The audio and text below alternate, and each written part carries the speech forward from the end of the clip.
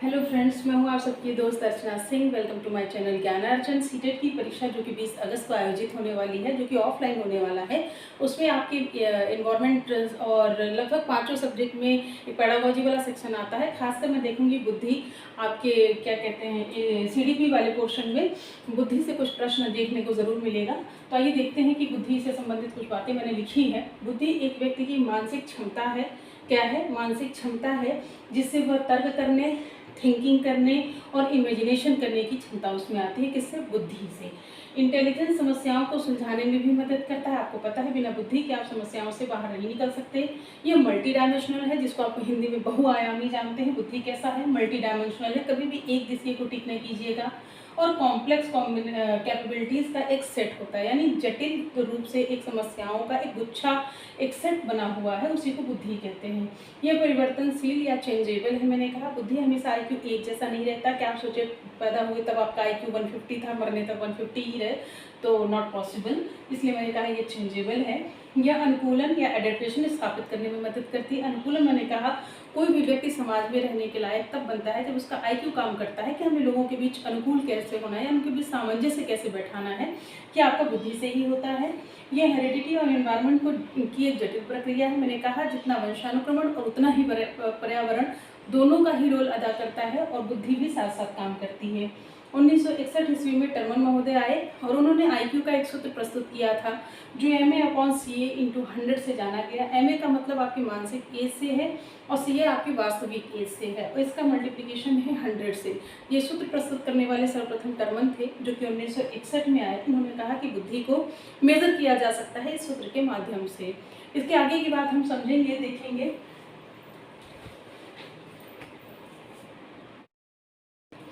तो आइए देखते हैं, टर्मन ने IQ का एक मेजरमेंट बताया है कि कितने IQ पर स्थिति बच्चे की क्या होगी।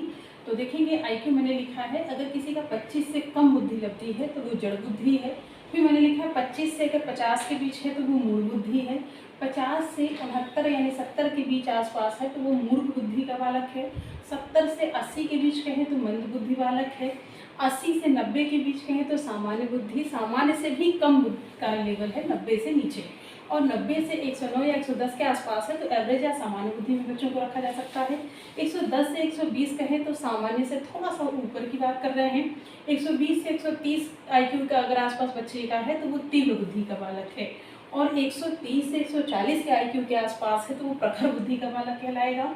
और 140 से ऊपर है तो वो प्रतिभाशाली बालक में से गिना जाएगा। तो देखेंगे टर्मन ने ये तालिका बताई थी कि बच्चे का IQ लगभग निकाला जा सकता है। ये मेजरमेंट एकदम परफेक्ट तो नहीं कहेंगे कि अगर ये IQ है तो ऐसा ही बालक होना चाहिए, लेकिन एक लमसम अंदाज़ा बताया था टर्मन ने कि हम किसी भी बच्चे का IQ निकाल सकते हैं। और इसके आगे कुछ चीज़ें और देखेंगे जो बुद्धि से रिलेटेड है।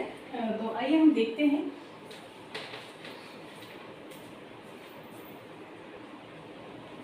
तो आइए देखेंगे कि बुद्धि के कुछ सिद्धांत बताए गए हैं। जैसे आपने देखा कि एक कारक सिद्धांत में 2 प्रकार की बुद्धि लिख रखी है, एक कारक सिद्धांत और द्विकारक सिद्धांत। मैंने कहा अभी उन्होंने 2 फैक्टर। अब एक कारक सिद्धांत कहते किसको हैं, सबसे पहले यही समझेंगे। इसे दिया था सबसे पहले विनय साइमन का नाम आपने सुना होगा। बुद्धि को सबसे पहले IQ लेवल को बताने वाले ही विनय थे। तो विनय को ही बुद्धि एक तरह से चैप्टर कह लीजिए कि बुद्धि वाले चैप्टर के जन्मदाता अगर कौन है तो विनय है, जिनका नाम विनय साइमन। साइमन उनके एक समर्थक करता थे, लेकिन उनका नाम हमेशा विनय के साथ ही लिया जाता है। उनका पूरा नाम अल्फ्रेड विनय था। तो देखेंगे इन्होंने कहा कि एक कारक सिद्धांत है जिसका प्रतिपादन विनय ने किया था, और इन्होंने बताया कि सभी व्यक्तियों में एक ही प्रकार की बुद्धि होती है। ये कहना गलत है कि एक व्यक्ति में IQ कम या ज़्यादा, इस तरह की बातों को इन्होंने सीधे सीधे नकारा। उसके बाद स्पीयरमैन महोदय आए। स्पीयरमैन ने कहा द्विकारक सिद्धांत दिया, और इसमें इन्होंने बताया कि बुद्धि 2 प्रकार की होती है, या ये 2 तत्वों से मिलकर बनी हुई है। वो तत्व 2 जानेंगे कौन कौन से हैं। इन्होंने सीधे सीधे कहा जाए तो स्पीयरमैन ने GS फैक्टर बताया था। अगर GS फैक्टर पूछे तो इसको देने वाले स्पीयरमैन थे। GS बोले तो आपके जनरल फैक्टर्स हैं, और ये स्पेसिफिक फैक्टर है। स्पेसिफिक मतलब सामान्य, जनरल मतलब सामान्य, तो स्पेसिफिक मतलब विशिष्ट तत्व। 2 तत्व बताए कि बुद्धि 2 तत्वों से मिलकर बनी हुई है। पहला G फैक्टर दिया, जिसे सामान्य तत्व कह रहे हैं। G फैक्टर उन्होंने कहा हर व्यक्ति में सामान्य बुद्धि जन्मजात पाई जाती है, और ये हर व्यक्ति में अलग अलग होती है। यानी बच्चा जब पैदा होता है तो जन्म के साथ ही वो अपनी बुद्धि, अपने IQ को लेकर पैदा होता है, और ये हर व्यक्ति में अलग अलग तरीके की पाई जाती है। उसी को उन्होंने G फैक्टर कहा। अब देखते हैं एस फैक्टर क्या है, यानी विशिष्ट क्या है। ये दूसरों से अर्जित करने वाली बुद्धि होती है। अब देखिए दोनों में बहुत कॉमन सा डिफरेंस है। एक सामान्य तत्व मैंने कहा कि जैसे आप जानते हैं कि ऋतिक रोशन है, राकेश रोशन की संतान है, तो उनमें एक्टिंग कहीं ना कहीं जेनेटिक उन्हें मिली हुई है या कूट कूट के भरी हुई है। तो ये कह लीजिए कि उनके पिता एक्टर थे तो वो भी एक्टर हैं, उनकी आने वाली पीढ़ी भी एक्टर हो सकती है, ये संभावित है। ये तो सामान्य तत्वों में आ गया। मैंने कहा विशिष्ट तत्वों में कौन, जैसे लता मंगेशकर। जरूरी नहीं है कि लता मंगेशकर के मदर फादर भी सिंगर रहे, लेकिन उन्होंने उसे अर्जित किया। तो ये वाला जो IQ है, ये बच्चा प्रैक्टिस से सीख जाता है, सीखते सीखते इतना कंठस्थ हो जाता है कि चीज़ें थोड़ा उससे औरों से अलग IQ उसका जाना जाने लगता है। वो उस फील्ड को चुन सकता है जिसमें उसका IQ सबसे बेस्ट काम करता है। तो अगर मैंने लता मंगेशकर कहा तो उनमें स्पेसिफिक एक मतलब विशिष्ट प्रकार का एक तत्व है जो IQ औरों से अलग करता है उन्हें। और लेकिन वही बात कही मैंने, क्रिकेटर का बच्चा क्रिकेटर, एक्टर का बच्चा एक्टर, सिंगर का बच्चा सिंगर, तो ये आता है आपका सामान्य तत्व यानी G फैक्टर में। तो जी सीधे सीधे पूछता है GS फैक्टर किसने दिया है, तो आप बता सकते हैं स्पीयरमैन ने दिया है। और बुद्धि के लिए चूंकि जाना ही बिनी हो जाता है तो बिने ने एक कारक सिद्धांत दिया था, अद्विकारक सिद्धांत स्पीयरमैन ने दिया था। ऐसे आप याद रख सकते हैं। इसमें से एक प्रश्न आपको जरूर देखने मिलेगा। आगे कुछ चीज़ें बुद्धि से ही संबंधित और हैं जो मैं आपको बताने जा रही हूँ। आइए अब आगे समझते हैं कि अभी आपने देखा कि टर्मन महोदय ने क्या बताया। अब देखेंगे गार्डनर का बहुबुद्धि सिद्धांत समझेंगे। गार्डनर ने एक सिद्धांत दिया था जिसको बहुबुद्धि सिद्धांत का। अभी आपने देखा एक कारक सिद्धांत बताया है बुद्धि का बिने ने, द्विकारक मैंने कहा स्पीयरमैन ने दिया है जिसको GS फैक्टर भी कहते हैं, GS थ्योरी भी कह सकते हैं आप। अब थर्ड आप देख रहे हैं गार्डनर का बहुबुद्धि सिद्धांत जिसको मल्टीपल इंटेलिजेंस भी कह सकते हैं। देखेंगे हम कि बुद्धि की अलग अलग दशाएं होती हैं, यानी कि बुद्धि कई प्रकार की होती है, दशाएं हमेशा अलग होती हैं। ये देखेंगे हर व्यक्ति में बुद्धि अलग अलग होती है, अलग प्रकार की होती है। किस तरीके से कुछ विभाजित किया गया है उसको कई प्रकार से देखेंगे। पहला शाब्दिक भाषाई बुद्धि मैंने लिखा, यानी कभी कभी व्यक्ति में शब्दों का बड़ा भंडार होता है, यानी वो उसमें बोलने की बड़ी अच्छी कला होती है। तो उसके लिए कुछ प्रोफेशन जैसे वकील आप देखेंगे, पत्रकार देखेंगे, लेखक देखेंगे, कवि देखेंगे, उनकी सिर्फ और सिर्फ एक ही कला है क्योंकि उनके अंदर IQ तो बहुत अच्छा है ही है, उसके साथ साथ उनकी शाब्दिक भाषाई बुद्धि बहुत ज़्यादा शार्प होती है, इसलिए ये प्रोफेशन उनके लिए सूट भी करता है। सेकंड देखेंगे आप तार्किक गणितीय बुद्धि, यानी जिनका IQ तर्क के माध्यम में बहुत तेज़ी से काम करता है, जैसे लाइक बैंकर, साइंटिस्ट, ये लोग औरों से अलग सोच पाते हैं, कुछ अलग करने का यानी तर्क वितर्क करते हैं चीज़ों में। तो आपने देखा होगा बैंकर्स को ज़्यादातर गुणा गणित लगाना, ये सब तार्किक गणितीय बुद्धि में ही आता है। तीसरा देखेंगे स्थानिक बुद्धि। स्थानिक मतलब कि मैं आपको बता दूं एग्जैक्टली प्लेस पर क्या चीज़ होनी चाहिए, यानी उसका आकार डिस्टेंस देख के ही समझ जाना। जैसे मूर्तिकार, चित्रकार इतना सटीका वो समझ पाते हैं कि मूर्ति को जब वो एक आकार देते हैं तो उन्हें मेजरमेंट की ज़रूरत नहीं होती, पूरा अंदाज़ा होता है उन्हें कि स्माइलिंग फेस बनाना है तो होंठों का आकार कैसा होना चाहिए, या एक किसी का उदास चेहरा बनाना है तो आँखों का आकार कैसा होना चाहिए। इतनी कला मूर्तिकार, चित्रकार में आप देख सकते हैं। जैसे मैंने लिखा है आर्किटेक्चर एक प्लाट का केवल साइज देख के बता देगा कि फला फला साहब आप इतने कमरे, इतने बाथरूम, इतना गार्डन आप आराम से निकाल सकते हैं, सिर्फ प्लाट का एरिया देख के बता लेता है। तो कहने का मतलब उसमें अगर सबसे अच्छी बुद्धि IQ कोई है तो वो स्थानिक बुद्धि है। फोर्थ देखेंगे शारीरिक गतिक बुद्धि। शारीरिक मैंने कहा जिन्हें फिजिकल वर्क बहुत अच्छा कर पाते हैं, जैसे अभिनेता अभिनेत्री हो गए, धावक यानी एथलीट हो गए, नृतक यानी डांसर्स हो गए, इनके बॉडी का मूवमेंट बहुत ज़बरदस्त होता है, उनमें थकान कम लगती है, इसीलिए शारीरिक गतिक बुद्धि उनमें पाई जाती है।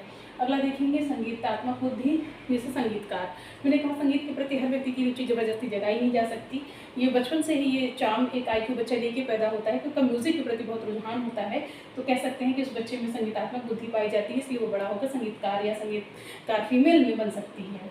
अगला देखेंगे अंतर्वैयक्तिक बुद्धि। मैंने दो एक साथ लिखे हैं, इनको बड़े गौर से देखेंगे। जैसे अंतर्वैयक्तिक बुद्धि और अंतःवैयक्तिक बुद्धि, बहुत माइनर सा डिफरेंस है, इसमें समझेंगे कैसे। जैसे मैंने लिखा है अंतर्वैयक्तिक बुद्धि, इसमें एक खास सा देखा मैंने लिखा है नेता, मनोचिकित्सक, टीचर, दुकानदार। अंतर्वैयक्तिक का मतलब यही कि आप किसी के चेहरे का भाव समझ पाए। जैसे नेता का काम आपने देखा होगा, बोलते ही वही है जो आपको सुनना है, चाहे वो झूठ ही हो, इलेक्शन खत्म होने दीजिए, बात खत्म। तो ये नेताओं में ये विशेष क्वालिटी होती है, ज़रूरत पड़े तो पैर छू लेंगे, बाहर निकले, चुनाव जीते तो बातें अलग हो गई। तो ये नेता की बात। मनोचिकित्सक मैंने कहा, मनोविज्ञान पढ़ने का बड़ा फायदा है, मनोचिकित्सक का एक फायदा यही होता है कि वो चेहरे को भाप लेता है कि व्यक्ति कैसे डेमोलाइज होगा मुझसे, या कैसे हैंडलिंग। देखा होगा आपने पेंडुलम टाइप का कुछ लिए रहते हैं, उससे आपको हिप्नोटाइज किया जाता है। तो ये कला आपके अंदर अंतर्वैयक्तिक ही कहलाती है। जैसे टीचर, एक अच्छा टीचर वही कहा जाता है जो बच्चों के भाव को समझ सके, उनकी समस्याओं को समझ सके। जैसे दुकानदारी करने का मतलब वो सामने कस्टमर के भाव को देख के रेट तय कर लेता है कि ये कितना मुझे दे पाएगा उस हिसाब से। तो कहने का मतलब इस प्रोफेशन में रहने वाले के अंदर अंतर्वैयक्तिक बुद्धि है। और मैंने लिखा है दूसरा अंतर्वैयक्तिक बुद्धि, जिसको आध्यात्मिक गुरु मैंने क्यों लिखा है। अंतर्वैयक्तिक मतलब अपने आप से स्वयं से ज्ञान प्राप्त होना। जैसे आप बहुत बड़ा एग्जाम्पल महात्मा बुद्ध का ले सकते हैं, उन्हें आध्यात्मिक गुरु कहा जाता है महात्मा बुद्ध को, क्योंकि उन्हें वो ज्ञान किसी के द्वारा प्राप्त नहीं हुआ, बल्कि वो स्वयं से अपने आप से इतना मनन चिंतन करते रहे कि उसको अंतर्वैयक्तिक बुद्धि कहते हैं। जैसे विवेकानंद कह सकते हैं आप, महात्मा बुद्ध कह सकते हैं। एग्जाम्पल मैंने लिखा नहीं है, इतना आप समझ सकते हैं। लाभ देखेंगे प्रकृतिवादी बुद्धि, जैसे किसान हो गया, गार्डनर हो गया। प्रकृतिवादी मतलब बहुत कम लोग होते हैं जिन्हें नेचर से बड़ा प्रेम होता है, पेड़ पौधों से बड़ा लगाव होता है, उनके बीच रहना उन्हें अच्छा लगता है और वैसे ही लोग किसानी कर पाते हैं। या गार्डनिंग का जो एक जज्बा होता है वो ऐसी ही बुद्धि के लेवल में पाया जाता है। तो गार्डनर के द्वारा बहुबुद्धि सिद्धांत दिया गया है, जिसको आप मल्टीपल इंटेलिजेंस कह सकते हैं। उन्होंने यही कहा कि बुद्धि की अलग अलग दशाएं होती हैं, यानी कि बुद्धि कई प्रकार की हर व्यक्ति में अलग अलग पाई जाती है। अब किस तरीके की और अब आपसे प्रश्न पूछेगा कैसे परीक्षा में, सीधे सीधे ऐसे नहीं पूछेगा चित्रकार किस बुद्धि में आता है, तो आप लिख सकते हैं स्थानिक बुद्धि। एज इट इज क्वेश्चन नहीं आता, आपसे पूछेगा। जैसे एक स्टोरी नुमा, एक पिछली बार परीक्षा में 2017 में एक प्रश्न आया हुआ था कि एक प्यारी सी बच्ची ने, उसकी नानी का फ़ोन आता है, वो अपने फ़ोन को उठाती है, नानी पूछती है कि बेटा गमले में फूल लगे हैं, किस कलर का फूल लगा है, तुमने पानी डाला नहीं डाला। इतनी बातें वो पूछ ही रही होती है कि बच्ची फ़ोन काट देती है। तो बच्ची में किस तरह की समस्याएं हैं। अब ऑप्शन ये है कि बच्ची के पास शायद शब्दों का भंडार नहीं था और वो अपनी बात को दादी से कह नहीं पा रही थी। जब शब्दों का भंडार नहीं होता, कुल मिलाकर उसमें शाब्दिक भाषाई बुद्धि की कमी थी, अगर हम कह सकते हैं। क्योंकि अपनी बात को रखने के लिए सबसे पहले फर्स्ट ऑफ ऑल आपके पास शब्दों का भंडार होना बहुत ज़रूरी है, तभी आप वकील, पत्रकार, लेखक, कवि इत्यादि बन पाते हैं। तो मैंने बुद्धि के जो प्रकार बताए हैं कि एज इट इज़ आपसे स्टोरी के रूप में पूछेगा, आपको केवल इतना समझना है कि अगर शब्दों का भंडार आपके पास है तो आप इन प्रोफेशन में ही जाएंगे। तार्किक बुद्धि है तो आप साइंटिस्ट बनेंगे, बैंकर्स बनेंगे। मैंने कहा स्थानिक बुद्धि है तो आप मूर्तिकार, चित्रकार, आर्किटेक्चर, इनमें से कुछ बन सकते हैं। शारीरिक गतिक मैंने कहा, शारीरिक गतिक मतलब आप एक्टर बन सकते हैं, डांसर्स बन सकते हैं, एक अच्छे एथलीट बन सकते हैं। संगीतात्मक बुद्धि मैंने कहा कि आप संगीतकार बन सकते हैं। अंतर्वैयक्तिक और अंतर्वैयक्तिक का डिफरेंस मैंने अभी समझाया है, उम्मीद करती हूँ कि आप समझ पाए होंगे। प्रकृतिवादी बुद्धि, इतने प्रकार में से एक प्रश्न आपको ज़रूर स्टोरी के टाइप में पूछा जाएगा, सीटेट में हर बार पूछता है, इस बार भी ज़रूर पूछेगा। और आगे देखेंगे बुद्धि में कुछ चीज़ें और इम्पॉर्टेंट हैं जिनको हमें देखना है। तो आइए देखते हैं बुद्धि और विकास में कुछ परिवर्तन समझते हैं कि बुद्धि किसे कहते हैं और विकास किसे कहते हैं। सबसे पहले तो हम यही समझेंगे कि बुद्धि कैसी है, मात्रात्मक। मात्रात्मक क्यों? क्योंकि अभी आपने IQ की बात समझी कि मैंने कहा बुद्धि को मापा जा सकता है, बताया जा सकता है कि किस बच्चे का IQ कितना है, बच्चा प्रतिभाशाली है कि मूर्ख बुद्धि से है कि कैसा है। इसलिए मैंने कहा कि बुद्धि कैसी है, मात्रात्मक है। लेकिन विकास कैसा है, यह मात्रात्मक और गुणात्मक दोनों है, क्योंकि इसका लेना देना ही शारीरिक तौर पे है। यानी शरीर को मापा तोला भी जा सकता है और भावनाओं के द्वारा समझा सकता है, यानी उनके गुणों को भी नाप सकते हैं, इसी को विकास कहते हैं। अब मैंने लिखा यह बुद्धि घटती बढ़ती रहती है, हमेशा से एक जैसा IQ नहीं रहता। मैंने आपसे बताया बच्चा पैदा होता है तो उसका IQ बिल्कुल 0 होता है, धीरे धीरे बढ़ता चला जाता है। कहा जाता है सहसा अवस्था वाली जो काल होती है, यानी 0 से 2 साल में बच्चे का बुद्धि कम से कम 90 साल तक आराम से डेवलप हो जाता है। इसीलिए कहा जाता है कि छोटे बच्चे के सिर में चोट ना लगे। कई बार आपने सुना होगा अपने पेरेंट्स के मुँह से कि छोटे बच्चे कई बार सिर के बल गिरते हैं, तो ये होता है कि दादी नानी कहा करती थी कि बच्चे सिर के बल ना गिरे। उसका रीज़न है, मैंने कहा 0 से 2 ईयर्स के अंदर 90% बुद्धि का डेवलपमेंट डिसाइड किया गया है। इसलिए कहा जाता है कि वो घटता बढ़ता रहता है। आगे के 10% पूरा जीवन काल आपका बुद्धि बढ़ेगा, पूरा 90% मैंने कहा महज 2 साल में बच्चा डेवलप हो जाता है।